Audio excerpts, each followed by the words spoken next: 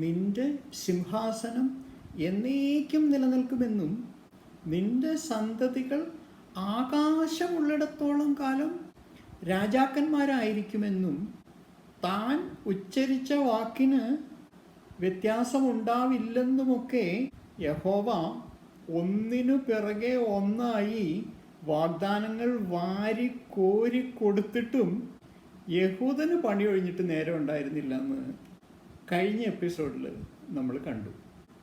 തിരഞ്ഞെടുക്കപ്പെട്ട ജനതയുടെ മേലും കർത്താവിൻ്റെ സ്വന്തം നഗരത്തിലും, എന്തിന് യഹോവയുടെ സ്വന്തം ദേവാലയത്തിൽ പോലും കൂട്ടിയ ദുരന്തങ്ങൾ തുടരെ അശനിപാതം പോലെ വന്ന് പതിച്ചുകൊണ്ടിരിക്കുമായിരുന്നല്ലോ. ഇടയ്ക്കൊന്ന് പറഞ്ഞോട്ടെ, എറിക് ക്ലൈൻ എന്ന ചരിത്രകാരൻ്റെ കണക്കനുസരിച്ച് ജെറുസലേം നഗരം ആകെ 52 തവണയാണ് ആക്രമിക്കപ്പെട്ടത്.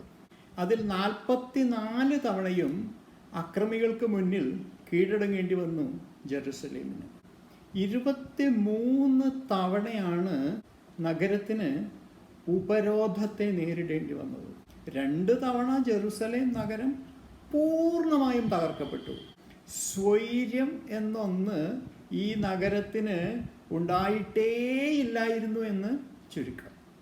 അതുപോട്ടെ, നമുക്ക് ഈ യഹൂദർ എങ്ങനെയാണ് ഈ ചരിത്ര സംഭവങ്ങളോട് പ്രതികരിച്ചത് എന്നാണ് ഇനി നോക്കേണ്ടത്. ദാവീദിൻ്റെ അനന്തരാവകാശികൾക്ക് ആചന്ദ്രതാരമേ, സന്തതി പ്രവേശമേ അധികാരം അട്ടിപ്പേറായി പതിച്ചു കൊടുത്തിരുന്നുവെങ്കിലും സോളമൻ്റെ കണ്ണടഞ്ഞപ്പോഴേക്കും BCE 922 തന്നെ രാജ്യത്തിൻ്റെ സിംഹഭാഗവും രാജാവിനോട് കലഹിച്ച് വേർപെട്ടുവല്ലോ. അതോടെ ഈ ദാവീദിൻ്റെ സന്തതിക്ക് തൻ്റെ അനശ്വര സിംഹാസനത്തിലിരുന്ന് ഭരിക്കാൻ തീരെ ചെറിയൊരു രാജ്യം മാത്രം അവശേഷിച്ചു. ഈ ദാരുണ സംഭവത്തിൻ്റെ ഉത്തരവാദിത്വം ചില ബൈബിൾ രചയിതാക്കൾ സോളമൻ്റെ തലയിൽ തന്നെ വെച്ച് കെട്ടി. ബൈബിളിൻ്റെ കണക്കനുസരിച്ച് സോളമന് 700 ഭാര്യമാരും 300 വെപ്പാട്ടിമാരുമാണ് ഉണ്ടായിരുന്നത്. അവരിൽ പലരും വിജാതീയരും. ഈ വിജാതീയ രാജ്ഞിമാരുടെ വശീകരണത്തിന് വിധേയനായ രാജാവ് സീദോന്യരുടെയും അമ്മോന്യരുടെയുമൊക്കെ ദേവീദേവന്മാരെ ആരാധിക്കാനും തുടങ്ങി. അതിനുള്ള ശിക്ഷയായിരുന്നു BC 922 ഈ പിളർപ്പ് എന്ന് പറഞ്ഞ് ആ ദുരന്തത്തെ ഒരുവിധം ന്യായീകരിച്ചെടുത്തു അവർ. അങ്ങനെ ന്യായീകരിച്ച് 2 നൂറ്റാണ്ട് കഴിഞ്ഞപ്പോഴേക്കും BCE 722 അസീറിയൻ രാജാവായ സാർഗണിൻ്റെ വരവായി. ആ വരവോടെ ഇസ്രായേൽ എന്ന രാജ്യം തന്നെ ഭൂമുഖത്ത് നിന്ന് ഇല്ലാതെയുമായി. അതുമാത്രമോ, ഇസ്രായേലിലെ 12 ഗോത്രങ്ങളിൽ മഹാഭൂരിപക്ഷവും അതോടെ അസീറിയൻ സംസ്കാരത്തിൽ അലിഞ്ഞു ചേർന്ന് ഇനി ഒരിക്കലും തിരിച്ചു വരാൻ പറ്റാത്ത വിധം ഇല്ലാണ്ടുമായി. ഇതിനും ചില ബൈബിൾ രചയിതാക്കൾ ന്യായീകരണം കണ്ടെത്തി. അതെന്താണെന്നോ, 200 കൊല്ലം മുമ്പ് ഇസ്രായേൽ ഭരിച്ചിരുന്ന ജറബോവാം രാജാവ് അന്യദേവന്മാരെ ആരാധിക്കുകയും യഹോവയുടെ കൽപ്പനകൾ ലംഘിക്കുകയും ചെയ്തു. അതൊന്നും പോരാഞ്ഞ് അയാൾ യഹോവയ്ക്കായി 2 ദേവാലയങ്ങൾ നിർമ്മിക്കുകയും 2ഇടത്തും ഓരോ കാളക്കുട്ടിയുടെ വിഗ്രഹം പ്രതിഷ്ഠിക്കുകയും ചെയ്തു. ഒന്ന് തെക്ക് ബഥേലിലും 2 വടക്ക് ഡാനിലും. ദേവാലയം നിർമ്മിച്ചതാർക്കാ? യഹോവയ്ക്ക്. അവിടെ പ്രതിഷ്ഠിച്ച വിഗ്രഹങ്ങൾ ഏതാ? കാളക്കുട്ടിയുടെ.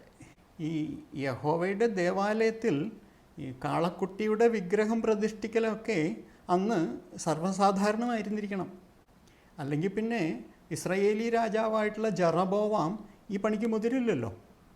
ഏതായാലും ഈ മഹാപരാധത്തിനുള്ള ശിക്ഷയായിരുന്നു ആ മഹാദുരന്തമെന്ന് പിൽക്കാലത്ത് അതിനെ ന്യായീകരിച്ചെടുത്തു. 1824 കേരളം ഭരിച്ചിരുന്ന ഏതോ ഒരു രാജാവ് ചെയ്ത ദുഷ്കൃത്യങ്ങൾക്ക് 2024 നമ്മളെ ഇങ്ങനെ ശിക്ഷിക്കുന്ന ഒരു ദൈവത്തെ ഒന്ന് സങ്കല്പിച്ച് നോക്കുന്നത് രസമുള്ള ഏർപ്പാടായിരിക്കും. അതുപോട്ടെ, പിന്നീട് BCE 701 സെന്നാകെരീബിൻ്റെ യൂദാക്രമണവും ലാക്കിഷ് നഗരത്തിൻ്റെ പതനവും അവിടെ നടന്ന നരനായാട്ടുമൊന്നും ഈ ബൈബിൾ വിവരണങ്ങളിൽ ഉൾപ്പെടുത്തിയിട്ടേ ഇല്ലല്ലോ. ആ സ്ഥിതിക്ക് അത് ന്യായീകരിച്ച് സമയം കളയേണ്ട കാര്യവും ബൈബിൾ രചയിതാക്കൾക്കില്ലല്ലോ. അതുപോലെ കർത്താവിൻ്റെ ദൂതൻ രാത്രി വന്ന് 1,85,000 സൈനികരെ ഒറ്റയടിക്ക് കൊന്നുവെന്നും അത് കാരണം ജെറുസലേം ആക്രമിക്കാൻ വന്ന സെന്നാകെരീബിന് നാണം കെട്ട് മടങ്ങേണ്ടി വന്നു എന്നുമൊക്കെ ആണല്ലോ ബൈബിൾ പറയുന്നത്.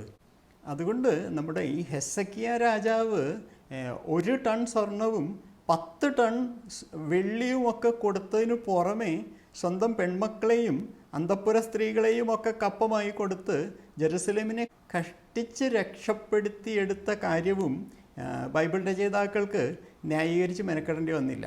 പക്ഷേ ഈ BCE 586 നെബൂഖദ്നേസറിൻ്റെ ആക്രമണം അങ്ങനെയല്ലല്ലോ. ഇസ്രായേലിന് പിറകെ അന്ന് ബാക്കിയുണ്ടായിരുന്ന യൂദാ രാജ്യവും ചരിത്രത്തിൽ നിന്ന് തീർത്തും ഇല്ലാണ്ടായി.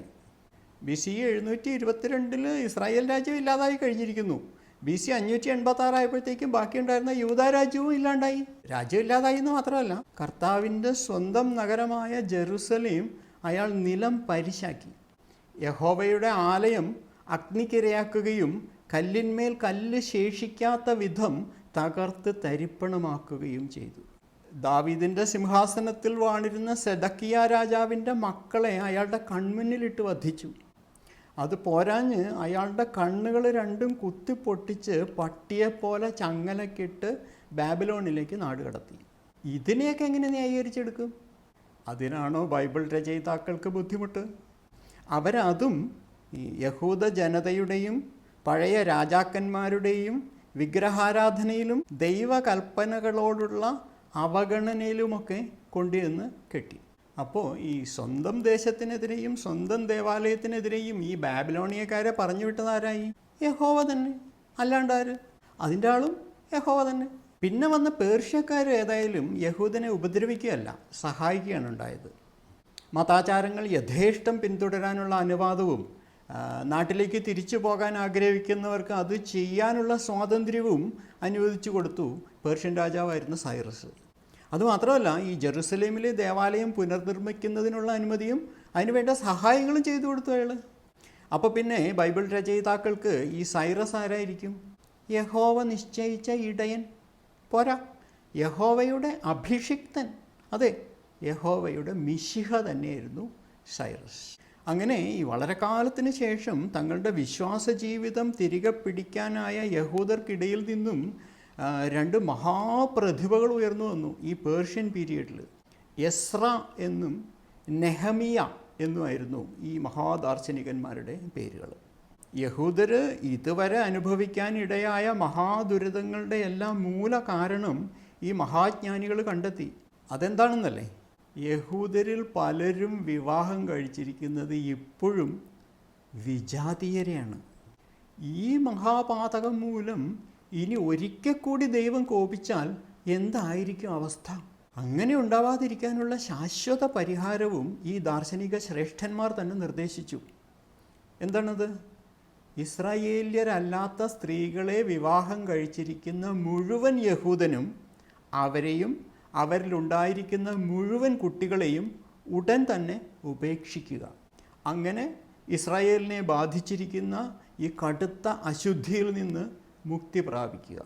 പക്ഷേ ആരൊക്കെ എന്തൊക്കെ ചെയ്താലും ഈ വരാനുള്ളത് വഴി തങ്ങില്ലല്ലോ. അത് മാസിഡോണിയൻ ഗ്രീക്കുകാരൻ ആൻറ്റിയോക്കസിൻ്റെ രൂപത്തിൽ BCE 167 വരികയും ചെയ്തല്ലോ. പിന്നെ നടന്നത് എന്തൊക്കെയാണ്? വിഗ്രഹാരാധനയ്ക്കെതിരെ നിരന്തരം അലറി വിളിക്കുന്ന യഹോവയുടെ ദേവാലയത്തിൽ തന്നെ വിജാതീയരുടെ ദൈവമായ സൂസിൻ്റെ കൂറ്റൻ പ്രതിമ സ്ഥാപിച്ചു. അവിടെ അശുദ്ധിയുടെ അങ്ങേയറ്റമായ പന്നിയെ കയറ്റുകയും അതിനെ അവിടെ വെച്ച് ബലിയർപ്പിക്കുകയും ചെയ്തു.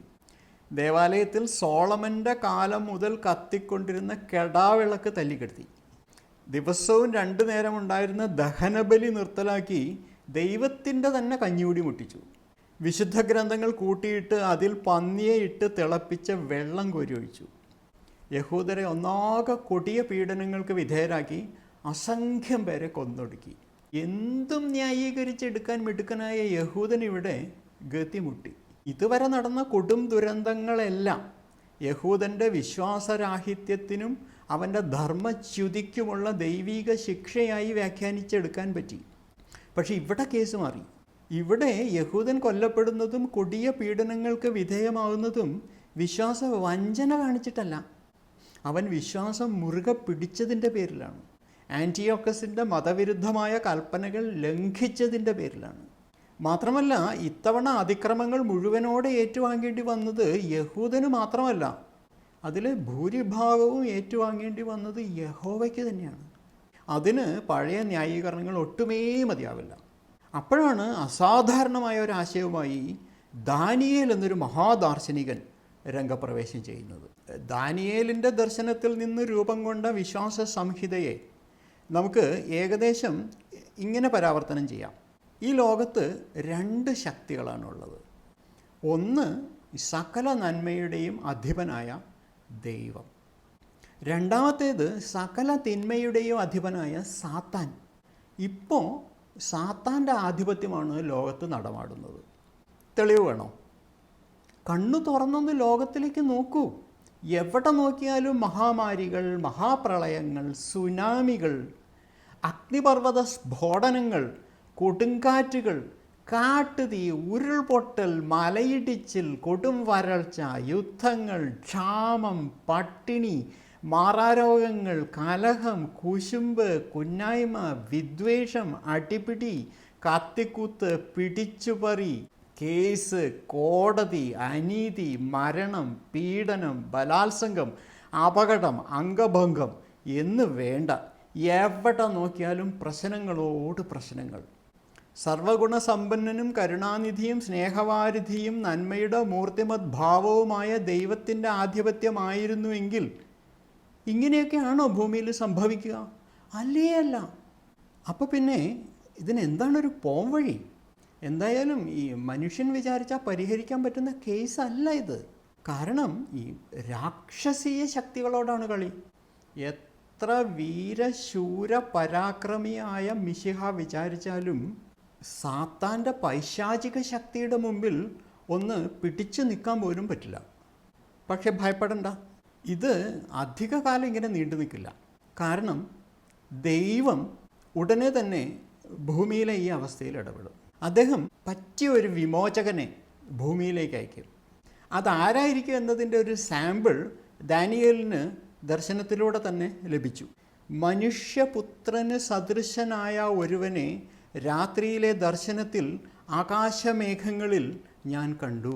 സകല ജനങ്ങളും ജനപദങ്ങളും ഭാഷക്കാരും അദ്ദേഹത്തെ സേവിക്കത്തക്ക വിധം ആധിപത്യവും മഹത്വവും രാജത്വവും അദ്ദേഹത്തിന് നൽകപ്പെട്ടു. അദ്ദേഹത്തിൻ്റെ ആധിപത്യം അസ്തമിക്കാതെ എന്നേക്കും നിലനിൽക്കും. അദ്ദേഹത്തിൻ്റെ രാജത്വം അനശ്വരമാണ്. അപ്പോൾ ആരാണിനി വരാൻ പോകുന്നത്? മനുഷ്യപുത്രനെ പോലെ ഒരാൾ. അദ്ദേഹം എങ്ങനെയാണ് വരാൻ പോകുന്നത്? വാനമേഘങ്ങളിൽ. എന്താണ് അദ്ദേഹത്തിൻ്റെ സവിശേഷത? അസ്തമിക്കാത്ത ആധിപത്യവും മഹത്വവും. ശരി, എന്നാണ് ഇദ്ദേഹത്തിൻ്റെ ആഗമനം ഉണ്ടാവുക?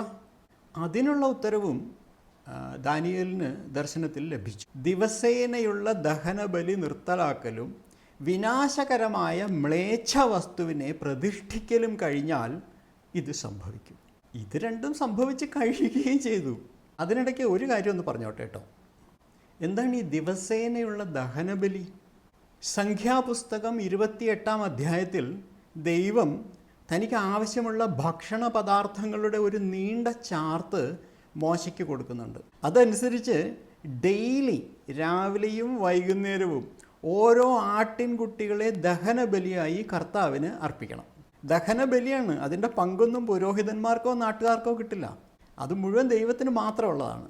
അതോടൊപ്പം ഈ ഒരു ഹിന്നിൻ്റെ 1/4 എന്ന തോതിൽ ലഹരിയുള്ള വീഞ്ഞും പാനീയ ബലിയായി കർത്താവിന് അർപ്പിക്കണം. ഒരു ഹിൻ എന്നാൽ ഏതാണ്ട് 5-5.25 ലിറ്റർ വരുമെന്നാണ് ഈ ഫ്രീ ഡിക്ഷണറി പോലുള്ള ഡിക്ഷണറികൾ പറയുന്നത്. അങ്ങനെയാണെങ്കിൽ 1/4 ഹിൻ എന്ന് പറയുമ്പോൾ അത് ഏതാണ്ടോ 1.5-2 ഫുള്ളിനടുത്തുണ്ടാവും. അതും സ്ട്രോങ് ഡ്രിങ്ക് എന്ന് തന്നെ എടുത്തു പറയുന്നുണ്ട് NRSV UE പോലുള്ള വിശ്വസനീയമായ ബൈബിൾ പരിഭാഷകൾ. സ്ട്രോങ് ഡ്രിങ്ക്, സ്ട്രോങ് ലിക്കർ എന്നൊക്കെ പറയുന്ന പരിഭാഷകളുണ്ട്. എന്ന് വെച്ചാൽ ഏതാണ്ട് 1.5-2 ഫുള്ളും ഒരാടിനെ നിർത്തി പൊരിച്ചതും ദിവസവും രാവിലെ, വീണ്ടും 1.5-2 ഫുള്ളും ഒരാടിനെ നിർത്തി പൊരിച്ചതും വൈകുന്നേരവും. അതെന്തെങ്കിലും ആട്ടെ, അതാണ് ഈ ദിവസേന ഉണ്ടായിരുന്ന ദഹനബലി. അതാണ് ഈ ആൻറ്റിയോക്കസ് എന്ന ദുഷ്ടൻ വന്ന് നിർത്തലാക്കിയത്. ഇനി ഈ ദേവാലയത്തിനുള്ളിൽ സൂസ് ദേവൻ്റെ പ്രതിമ സ്ഥാപിച്ചതാണ് മ്ലേച്ഛ വസ്തുവിനെ പ്രതിഷ്ഠിക്കൽ. ഇത് രണ്ടും സംഭവിച്ചു കഴിഞ്ഞു. അതായത് ലോകാവസാനത്തിന് ഇനി താമസമേ ഇല്ല. വേറെയുണ്ട് ചില പ്രശ്നങ്ങൾ. ഇപ്പോൾ ഈ കർത്താവിൻ്റെ കൽപ്പനകളെ മുറുകെ പിടിക്കുകയും മുടങ്ങാതെ ശാബത്ത് അനുഷ്ഠിക്കുകയും നിഷിദ്ധമായ ഭക്ഷണങ്ങളൊന്നും കഴിക്കാതെയുമൊക്കെ ദൈവഭയത്തോടെ ജീവിച്ച 10,000-കണക്കിന് യഹൂദർ ഇതിനോടകം അവരുടെ വിശ്വാസത്തിൻ്റെ പേരിൽ മാത്രം കൊല്ലപ്പെട്ടിട്ടുണ്ട്. അപ്പോൾ അവരുടെ ജീവിതവും മരണമൊക്കെ വെറുതെ പാഴായിപ്പോയോ? അതുപോലെ തന്നെ ജീവിതകാലം മുഴുവൻ യഥാർത്ഥ ദൈവത്തെ പരിഹസിച്ചും ദൈവജനത്തെ പീഡിപ്പിച്ചും ചവിട്ടി മെതിച്ചും വ്യാജദൈവങ്ങളെ ആരാധിച്ചും അഹങ്കരിച്ചും സുഖലോലുപരായി ജീവിച്ച് അല്ലലറിയാതെ മരിച്ചുപോയ ലക്ഷക്കണക്കിന് മഹാപാപികളുമുണ്ട്. അവരെയൊക്കെ അങ്ങനെ അങ്ങ് വിട്ടാൽ പിന്നെ ഈ ലോകത്ത് എന്ത് നീതിയാണുള്ളത്? അത് സമ്മതിച്ചു കൊടുക്കാൻ പറ്റുമോ? ഇല്ല. അതിനെല്ലാം പരിഹാരമുണ്ട്. എന്താണ് ആ പരിഹാരം? മരിച്ച എല്ലാവരെയും ഉയിർത്തെഴുന്നേൽപ്പിക്കും. പോരെ? എന്നിട്ട് അങ്ങനെ ഉയിർത്തെഴുന്നേറ്റ എല്ലാവരെയും ന്യായവിധിക്ക് വിധേയരാക്കും. എന്നിട്ട് ഈ ദൈവദൂഷണം പറഞ്ഞും അവൻ്റെ കൽപ്പനകൾ പാലിക്കാതെയും ജീവിച്ച ദുഷ്ടന്മാരെ മുഴുവനും ശിക്ഷിക്കും. ദൈവത്തിനൊപ്പം നിന്ന് അവൻ്റെ കൽപ്പനകൾ പാലിച്ച് ജീവിച്ച നല്ല മനുഷ്യരെയൊക്കെ രക്ഷിക്കും. എന്നിട്ട് അവർക്കായി ദുഃഖങ്ങളോ ദുരിതങ്ങളോ രോഗങ്ങളോ വേദനകളോ മരണമോ ഒന്നുമില്ലാത്ത ഒരു പുതിയ ലോകം സ്ഥാപിക്കും. അതാണ് ഇനി വരാനിരിക്കുന്ന നമ്മുടെ ദൈവരാജ്യം. അതുകൊണ്ട് ഇപ്പം നിങ്ങൾക്ക് അനുഭവിക്കേണ്ടി വരുന്ന ഈ മഹാദുരിതങ്ങളെ ഓർത്ത് വിഷമിക്കണ്ട. പക്ഷേ ഈ ദുരിതങ്ങളൊക്കെ ഇനിയും പല മടങ്ങ് വർദ്ധിക്കാനിരിക്കുന്നതേ ഉള്ളൂ. അത് കഴിഞ്ഞിട്ടേ ദൈവരാജ്യം വരുള്ളൂ. അതെല്ലാം ഈ പുതിയ യുഗപ്പിറവിയുടെ ഈറ്റുനോവുകൾ മാത്രമാണ്.